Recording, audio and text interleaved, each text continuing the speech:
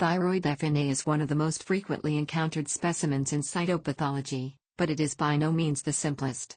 These cases can be time-consuming and often add a significant load to our daily workflow. Moreover, they come with a number of diagnostic pitfalls that require careful attention. Today, we'll take a closer look at thyroid cytopathology, reviewing key features, common challenges, and strategies to improve accuracy and efficiency. By the end of our discussion, I hope you'll find diagnosing thyroid FNAs not only more manageable, but also more enjoyable. Thyroid nodules are a common clinical finding, detected in approximately 4 to 7% of adults through palpation. With the widespread use of advanced imaging techniques, incidental thyroid nodules are identified in up to 60% of the U.S. population. This surge in detection helps explain the high volume of thyroid FNA cases we encounter in our daily practice. Fortunately, the vast majority of these nodules, about 85 to 90%, are benign. I find Dr. DeMay's approach to thyroid FNA by far the best practical and effective diagnostic approach. He refers to it as the two approximations for thyroid FNA. The first approximation is that since more than 85% of thyroid nodules are benign, a thyroid FNA is benign until proven otherwise. The second approximation is that since papillary thyroid carcinoma, PTC, is by far the most common malignant tumor of the thyroid, accounting for more than 80% of malignant thyroid tumors, a thyroid FNA is either benign or PTC, until proven otherwise. By keeping these two approximations in mind, we can approach thyroid FNA cases with greater clarity and efficiency. The diagnostic process begins with a simple question: is it benign? If the answer is no, the next question becomes, is it papillary thyroid carcinoma, PTC? In routine practice, these two steps are remarkably effective. Since up to 80% of cases fall into either the benign or PTC categories, the majority of thyroid FNAs can be accurately classified using this streamlined approach. In this session, we'll concentrate on identifying benign features in thyroid FNA specimens. Discussions on papillary thyroid carcinoma, follicular neoplasm, and other diagnostic entities will follow in upcoming videos. The key to diagnosing a benign thyroid FNA lies in recognizing the cytologic features of benign follicular epithelium. Throughout this presentation, you'll notice I've included images from Dr. DeMay's book.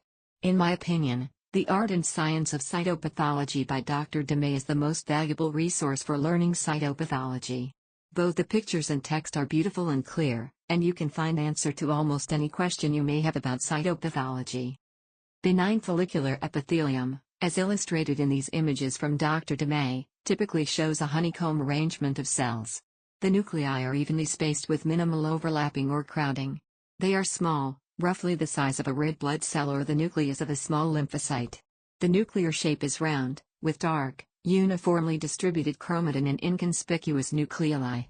In short, we describe benign follicular epithelial nuclei as small, round, and dark. In this image, we see small clusters of follicular epithelium in a background of colloid and red blood cells. The follicular epithelial nuclei are notably small, even smaller than the background red blood cells. Their shape is round, and the chromatin is dark. These features, small, round, and dark, are classic for benign follicular epithelium. We don't even need to go to high power to confirm their benign nature. Some thyroid FNAs, particularly those from hyperplastic nodules or collected with a larger needle, may contain large tissue fragments. These fragments can appear alarming at first glance and may lead to overinterpretation as atypia or even malignancy. In such cases, it's important to remain grounded in our diagnostic criteria. We simply ask, are the nuclei small, round, and dark? If they are, the features are consistent with benign follicular epithelium, regardless of the tissue fragment size. When evaluating large fragments of thyroid FNA, it's important to identify areas where a single layer of follicular epithelium is visible, such as the ones highlighted in this image. In these regions, we can appreciate the characteristic honeycomb arrangement of nuclei, with minimal crowding or overlapping. The nuclei are round, and the chromatin is dark. At this low magnification, individual lymphocytes may be difficult to distinguish, but we can use background endothelial cells as a size reference. The follicular epithelial nuclei are no larger than the size of endothelial cell nuclei. Once again, the key features are present: small, round, and dark, Hallmarks of benign follicular epithelium. Oncocytes, also known as Hurtler cells, are commonly seen in benign thyroid FNA specimens. These cells are typically large with abundant, dense, granular cytoplasm, giving them a distinctly fat appearance.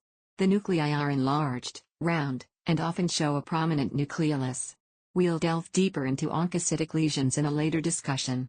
For now, it's important to remember a key point: when a mixed population of oncocytes and non-oncocytic follicular cells is present, the diagnosis is almost always benign. Colloid is another key feature commonly seen in benign thyroid FNA specimens. It appears in two forms: watery, thin, colloid, and dense, thick, colloid. Watery colloid can sometimes be challenging to distinguish from serum due to its transparent, loose appearance. In thin preparations, watery colloid often displays a classic tissue paper appearance. In contrast, dense colloid is much easier to recognize. It appears purple on diff-quick stains and blue on Papa-Nicolau stains. Importantly, the presence of abundant colloid strongly supports a benign diagnosis, as neoplastic processes, particularly malignancies, often lose the ability to produce colloid. Macrophages and multinucleated giant cells are common findings in thyroid FNA and typically indicate cystic degeneration. While their presence confirms a cystic component within the nodule, it's important to note that both benign and malignant thyroid nodules can undergo cystic degeneration. Therefore, the presence of cystic contents alone is not diagnostic and does not distinguish between benign and malignant lesions. Cyst-lining cells are essentially reactive follicular cells and are commonly seen in thyroid FNAs with cystic change. These cells can sometimes lead to overinterpretation as atypia or even malignancy, particularly by less experienced eyes. As shown in these images, cyst-lining cells are cohesive and exhibit abundant, dense cytoplasm. Their nuclei are enlarged, often with nuclear membrane irregularities and prominent nucleoli, features that may initially raise concern.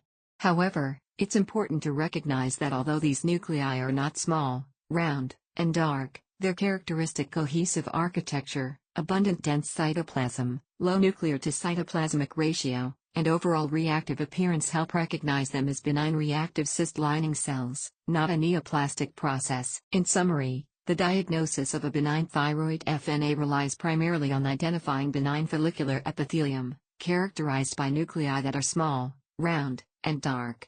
The background features of benign nodules can vary and may include colloid, cystic contents, oncocytic changes, reactive changes, and various inflammation. Now let's turn our attention to different benign lesions. Colloid nodules have three key components: abundant colloid, cystic contents, and benign follicular epithelium, often with an admixed oncocytic population. These lesions are generally straightforward to diagnose. The main potential pitfall lies in the presence of cyst-lining cells, which sometimes lead to overinterpretation as atypical. Recognizing their reactive nature is essential to avoid misdiagnosis. Hyperplastic nodules are characterized by hypercellular aspirates, often containing large tissue fragments and scant colloid. Despite the increased cellularity, the key diagnostic feature remains the same: the follicular epithelial nuclei are small, round, and dark, and arranged in a honeycomb pattern. It is essential to focus on nuclear features rather than cellularity alone to avoid overinterpretation of atypia or even malignancy. One particularly challenging entity in thyroid cytology is benign papillary hyperplasia. As shown in this image, we see a large tissue fragment with a papillary architecture. In the thyroid, the presence of papillary structures often raises immediate concern for papillary thyroid carcinoma, PTCA reflexive association for many pathologists. However, it's important to remember that papillary architecture is not exclusive to malignancy. Benign papillary hyperplasia can occur in Graves' disease and other hyperplastic nodules. The article shown here examined 48 cases of benign papillary hyperplasia confirmed by surgical resection. Thyroid FNA interpretations before the surgery are as follows. 2 cases were diagnosed as PTC. 12 as suspicious for PTC. 5 as suspicious for follicular neoplasm.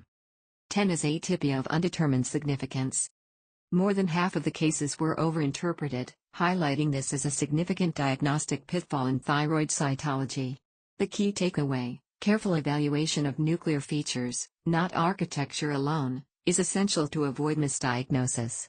Hashimoto thyroiditis is a chronic autoimmune condition characterized by progressive destruction of thyroid follicles due to ongoing inflammation. The cytopathologic feature of Hashimoto thyroiditis is the presence of lymphoplasma cells and oncocytes in variable proportions. Some cases have a predominance of oncocytic cells, while others are rich in lymphoplasma cells and only scant oncocytes. However, we need the presence of both elements are typically present to make the diagnosis of Hashimoto thyroiditis. In the top two images, we observe a lymphoid infiltrate composed of small lymphocytes, plasma cells, and tingible body macrophages. In the lower two images, oncocytic, HERTLA, cells are present, admixed with small lymphocytes. This constellation of features is characteristic of the histologic appearance of Hashimoto's thyroiditis. In Hashimoto's thyroiditis, the follicular epithelial cells are attached by a dense lymphoplasmacytic infiltrate, leading to reactive cytologic changes. These changes often include marked nuclear enlargement, as shown in these two images, where the follicular nuclei appear more than 5 times the size of the background small lymphocytes. Additional features such as nuclear grooves and occasional intranuclear cytoplasmic inclusions may also be observed. These can be overinterpreted as atypia or even malignancy, making Hashimoto's thyroiditis a well-recognized cause of false positive diagnoses. In this image, atypical oncocytic cells with intranuclear cytoplasmic inclusions are observed. However, follow-up thyroid lobectomy in this case confirmed the presence of a benign hyperplastic nodule. This highlights the importance of a cautious approach when interpreting nuclear atypia in the setting of Hashimoto's thyroiditis, as reactive changes can mimic features of malignancy. It is also important to recognize that papillary thyroid carcinoma, PTC, can occur in patients with Hashimoto's thyroiditis. In fact, chronic inflammation associated with Hashimoto's is thought to increase the risk of developing PTC.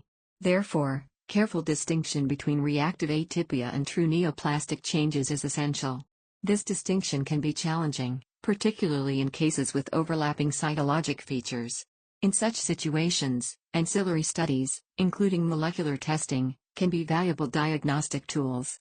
In addition, lymphomas can also arise from HIDE, so it is important that we also pay attention to the morphologic features of background lymphocytes to avoid missing a lymphoma diagnosis. Lastly, granulomatous inflammation, as seen in subacute, Dickervan, thyroiditis, is an uncommon condition. The cytologic features include granulomatous inflammation with multinucleated giant cells and reactive follicular epithelium. This presentation can pose a diagnostic challenge. Due to its rarity, many pathologists may be unfamiliar with its histologic features. In rare occasions, the spindle-shaped histiocytes and reactive changes can be misinterpreted as features of poorly differentiated thyroid carcinoma. One study reported that over 40% of such cases were initially classified as suspicious for malignancy or malignant on cytology. In summary, the diagnosis of a benign thyroid FNA primarily depends on recognizing benign follicular epithelium, typically characterized by small, round, and dark nuclei. The background features of benign nodules can be variable and may include colloid, cystic degeneration, oncocytic changes, reactive alterations, and various forms of inflammation. Importantly, reactive changes, particularly those seen in Hashimoto's thyroiditis and granulomatous, subacute, thyroiditis, must be carefully distinguished from true neoplastic processes to avoid overdiagnosis. That summarizes the benign thyroid FNA. In our next video, we will discuss cytologic findings of papillary thyroid carcinoma.